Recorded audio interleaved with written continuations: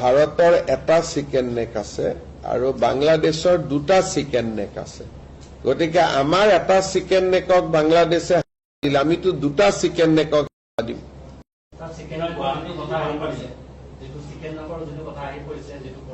তেওঁলোকৰ দুটা chicken neck আছে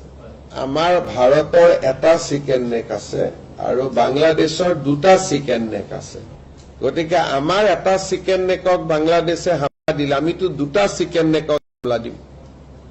আমাৰ যেটো চিকেন নেক আছে মেঘালয় দি চিটাগং পোৰ্টত হেতু চিকেন নেক আমাৰ চিকেন নেকতকৈ সৰু ৰিং এটা দলিয়ালে পাই যায়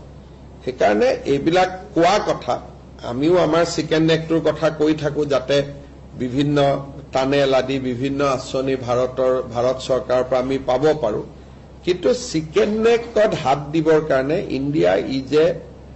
ইণ্ডিয়া এখন কিমান শক্তিশালী ৰাষ্ট্ৰ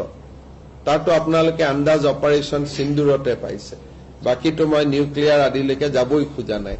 বাংলাদেশে মিনিমাম 14 বাৰ মান জনম ল'ব লাগিব যে ভাৰতৰ কিবা হাত দিয়াৰ কাৰণে গতিকে বাংলাদেশক ইমান গুৰুত্ব দিয়া কথা নাই ইটস এ স্মল কান্ট্ৰি আৰু ভাৰতৰ লগত তাৰ তুলনা নহয়